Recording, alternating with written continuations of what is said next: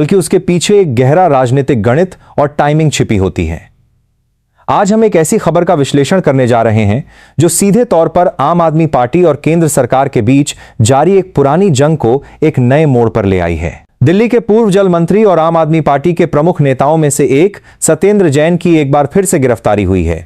यह गिरफ्तारी दिल्ली जल बोर्ड में हुए एक कथित घोटाले से जुड़ी है। भ्रष्टाचार निरोधक ब्यूरो यानी एसीबी ने यह कार्रवाई की है।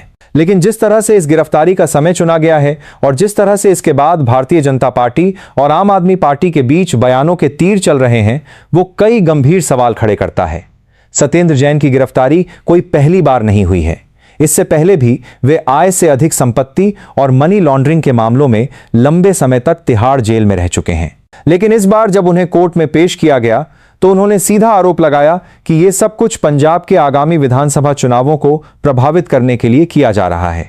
दिल्ली के पूर्व मुख्यमंत्री और आम आदमी पार्टी के संयोजक अरविंद केजरीवाल ने भी तुरंत इस पर मोर्चा खोल दिया। अरविंद केजरीवाल ने दावा किया कि एसीबी के एक अधिकारी ने उन्हें गुप्त रूप से बताया कि सुबह तक सत्येंद्र जैन की गिरफ्तारी की कोई योजना नहीं थी, लेकिन दोपहर में गृह मंत्री अमित शाह का सीधा फोन आया और उसके बाद अधिकारियों ने तुरंत कार्रवाई करते हुए सत्येंद्र जैन को उठा लिया। अब सवाल यह उठता है कि क्या वाकई केंद्रीय एजेंसियां गृह मंत्री अमित शाह के एक फोन पर काम कर रही हैं, या फिर यह आम आदमी पार्टी का एक पुराना पैंतरा है जिसके जरिए वे हर कानूनी कार्रवाई को राजनीतिक बदले की भावना से प्रेरित बता देते हैं। इस पूरी कहानी का विश्लेषण करने के लिए हमें सबसे पहले इस कथित दिल्ली जल बोर्ड घोटाले की परतों को खोलना होगा। यह पूरा मामला साल 2021 का बताया जा रहा है, जब सत्येंद्र जैन दिल्ली सरकार में जल मंत्री के पद पर तैनात थे। आरोप है कि दिल्ली जल बोर्ड के तहत 4 सीवेज ट्रीटमेंट प्लांट यानी एसटीपी की क्षमता बढ़ाने और उनके अपग्रेडेशन के लिए एक खास जापानी तकनीक का इस्तेमाल करने का फैसला लिया गया। इस फैसले के लिए टेंडर की शर्तों में जानबूझकर फेरबदल किया गया ताकि एक खास कंपनी को करोड़ों रुपए का ठेका दिया जा सके। जांच एजेंसियों का कहना है कि सत्येंद्र जैन ने जल मंत्री रहते हुए इस प्रस्ताव को अपनी मंजूरी दी थी। इसके बाद उस समय के दिल्ली जल बोर्ड के मुख्य कार्यकारी अधिकारी उदित प्रकाश राय और कंसल्टेंट अंकित श्रीवास्तव के साथ मिलकर बैठकों का दौर चला और टेंडर के नियमों को इस तरह मोड़ा गया कि बाकी प्रतिस्पर्धी कंपनियां दौड़ से बाहर हो गईं। भ्रष्टाचार निरोधक ब्यूरो का दावा है कि उनके पास इस बात के पुख्ता इलेक्ट्रॉनिक सबूत मौजूद हैं, जिनमें व्हाट्सएप चैट्स और ईमेल्स शामिल हैं। इन दस्तावेजों से कथित तौर पर यह साबित होता है कि टेंडर की आधिकारिक घोषणा होने से पहले ही गोपनीय शर्तें उन निजी कंपनियों के साथ साझा की जा रही थीं, जिन्हें फायदा पहुंचाना था। लेकिन इस पूरी कानूनी और तकनीकी कहानी के पीछे जो सबसे बड़ा सवाल खड़ा होता है, वो है जांच की रफ्तार और टाइमिंग का। अगर हम निष्पक्ष होकर देखें तो यह मामला अक्टूबर 2024 में दर्ज की गई एक एफआईआर से जुड़ा है। इसके बाद प्रवर्तन निदेशालय यानी ईडी ने दिसंबर 2025 में इस मामले में सत्येंद्र जैन समेत करीब 14 लोगों के खिलाफ चार्जशीट भी दाखिल कर दी थी। अब सोचने वाली बात यह है कि जब जांच पूरी हो चुकी थी, सबूत इकट्ठा किए जा चुके थे और चार्जशीट अदालत में जमा की जा चुकी थी, तो फिर 9 महीने के लंबे अंतराल के बाद अचानक सत्येंद्र जैन को गिरफ्तार करने की जरूरत क्यों पड़ी? यही वो बिंदु है जहां आम आदमी पार्टी के आरोपों को थोड़ी हवा मिलती है। आम आदमी पार्टी का कहना है कि जब भी पंजाब में चुनाव नजदीक आते हैं या किसी राज्य में राजनीतिक सरगर्मी बढ़ती है, तो भारतीय जनता पार्टी अपनी केंद्रीय एजेंसियों जैसे ईडी, सीबीआई और एसीबी का इस्तेमाल अपने राजनीतिक विरोधियों को दबाने के लिए करती है। अरविंद केजरीवाल का कहना है कि भारतीय जनता पार्टी और प्रधानमंत्री नरेंद्र मोदी की सरकार तानाशाही के चरम पर पहुंच चुकी है। उनका मानना है कि सत्येंद्र जैन के खिलाफ पिछला केस भी फर्जी था और यह नया केस भी कोर्ट में टिक नहीं पाएगा। अरविंद केजरीवाल ने तो यहां तक कह दिया कि अब मोदी सरकार का अंत तय हो चुका है, क्योंकि उनके पाप का घड़ा भर गया है। दूसरी तरफ भारतीय जनता पार्टी का रुख इस मामले में बिल्कुल साफ और आक्रामक है। भारतीय जनता पार्टी के नेताओं का कहना है कि भ्रष्टाचार के खिलाफ जीरो टॉलरेंस की नीति के तहत यह कार्रवाई की गई है। उनका तर्क है कि कानून अपना काम कर रहा है और जो भी दिल्ली की जनता के हक का पैसा खाएगा, उसे जेल की सलाखों के पीछे जाना ही पड़ेगा। भारतीय जनता पार्टी का कहना है कि आम आदमी पार्टी के पास जब अपने भ्रष्टाचार का कोई जवाब नहीं होता, तो वे राजनीति और पीड़ित कार्ड खेलने लगते हैं। इस पूरे घटनाक्रम में एक और दिलचस्प पहलू स्वाति मालीवाल का बयान है। स्वाति मालीवाल, जो कभी आम आदमी पार्टी का एक बड़ा चेहरा थीं और दिल्ली महिला आयोग की अध्यक्ष रह चुकी हैं, आज अरविंद केजरीवाल और उनकी पूरी पार्टी पर तीखे हमले कर रही हैं। सत्येंद्र जैन की गिरफ्तारी के बाद स्वाति मालीवाल ने कहा कि अरविंद केजरीवाल ने पिछले 10 सालों में दिल्ली के भीतर भ्रष्टाचार की एक बड़ी दुकान चला रखी थी। उन्होंने कहा कि चाहे स्कूलों में कमरों के निर्माण का घोटाला हो, शराब नीति का घोटाला हो या फिर जल बोर्ड का घोटाला, अरविंद केजरीवाल ने बहुत ही चालाकी से काम किया। स्वाति मालीवाल के मुताबिक अरविंद केजरीवाल का तरीका यह था कि वे खुद कोई मंत्रालय अपने पास नहीं रखते थे ताकि कागजों पर उनके दस्तखत न हों, और जब उनके मंत्री भ्रष्टाचार में पकड़े जाएं तो वे सारा ठीकरा उन मंत्रियों के सिर फोड़कर खुद को ईमानदार साबित करने की कोशिश करें।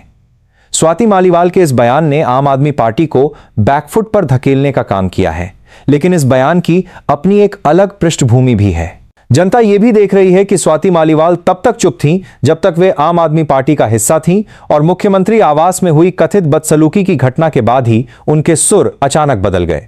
इसलिए जनता के मन में यह सवाल भी उठता है कि क्या स्वाति मालीवाल के बयान पूरी तरह से निष्पक्ष हैं या उनके पीछे कोई व्यक्तिगत नाराजगी है। इसके अलावा एक और पहलू जो इस पूरी बहस में अक्सर सामने आता है वो है सत्येंद्र जैन का अतीत। जब वे पहले जेल में बंद थे तब तिहाड़ जेल से उनके कुछ वीडियो वायरल हुए थे जिनमें वे जेल के अंदर मालिश करवाते और वीआईपी सुविधाएं लेते हुए दिखाई दिए थे।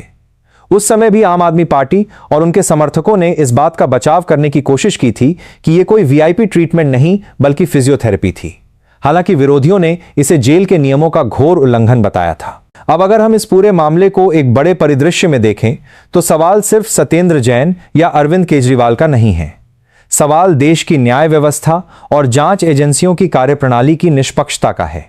आम आदमी पार्टी के समर्थक और कई निष्पक्ष विश्लेषक भी ये सवाल उठाते हैं कि जब बात भारतीय जनता पार्टी के विरोधियों की आती है तो जांच एजेंसियां रातों रात सक्रिय हो जाती हैं और गिरफ्तारियां होने लगती हैं। लेकिन जब बात कांग्रेस के बड़े नेताओं जैसे राहुल गांधी के नेशनल हेराल्ड केस की होती है या रॉबर्ट वाड्रा के जमीन घोटालों से जुड़े मामलों की होती है तो जांच की फाइलें सालों साल ठंडे बस्ते में क्यों पड़ी रहती हैं। राहुल गांधी के खिलाफ कई गंभीर आरोप होने के बावजूद कार्रवाई उस गति से क्यों नहीं बढ़ती जैसी गति आम आदमी पार्टी के नेताओं के मामलों में दिखाई देती है। क्या वास्तव में राजनीतिक सहूलियत के हिसाब से जांच की रफ्तार तय की जाती है? यह एक ऐसा सवाल है जिसका जवाब भारतीय जनता पार्टी और केंद्र सरकार को देना ही होगा, क्योंकि अगर जनता के मन में जांच एजेंसियों की निष्पक्षता को लेकर शक पैदा होता है तो यह लोकतंत्र के लिए शुभ संकेत नहीं है। हालांकि इसका दूसरा पहलू यह भी है कि सिर्फ इसलिए किसी के भ्रष्टाचार को नजरअंदाज नहीं किया जा सकता कि दूसरे आरोपियों पर कार्रवाई धीमी हो रही है। अगर सत्येंद्र जैन, उदित प्रकाश राय या अंकित श्रीवास्तव ने दिल्ली जल बोर्ड के टेंडर में धांधली करके किसी खास निजी कंपनी को फायदा पहुंचाया है और इसके लिए पैसे का लेन देन हुआ है तो यह दिल्ली के करदाताओं के पैसों की सीधी चोरी है। कोर्ट में जब यह मामला जाएगा तो वहां सिर्फ राजनीतिक बयान काम नहीं आएंगे, वहां सबूत काम आएंगे। अगर एसीबी और ईडी के पास व्हाट्सएप चैट और ईमेल्स के रूप में ठोस डिजिटल सबूत मौजूद हैं तो सत्येंद्र जैन के लिए कानूनी तौर पर बचना बेहद मुश्किल होगा। लेकिन अगर एजेंसियां सिर्फ अदालत में कहानियां गढ़ती हैं और पुख्ता सबूत पेश नहीं कर पाती तो एक बार फिर आम आदमी पार्टी इसे अपनी नैतिक जीत बताएगी। फिलहाल पंजाब के चुनावों से ठीक पहले हुई इस गिरफ्तारी ने पूरे देश का ध्यान अपनी ओर खींच लिया है।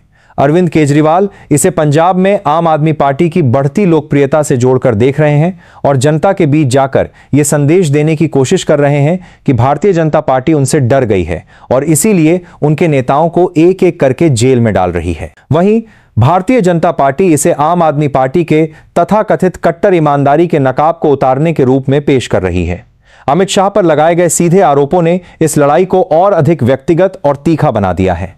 आने वाले दिनों में जब इस मामले की सुनवाई अदालत में होगी तब यह देखना बेहद दिलचस्प होगा कि क्या एसीबी इस 9 महीने की देरी का कोई वाजिब कारण कोर्ट के सामने रख पाती है या नहीं। तब तक के लिए राजनीतिक रैलियों और टीवी डिबेट्स में आरोपों और प्रत्यारोपों का यह दौर इसी तरह जारी रहेगा और जनता चुपचाप ये देख रही है कि सच में कौन कितना ईमानदार है और कौन राजनीति के खेल में महारत हासिल कर चुका है।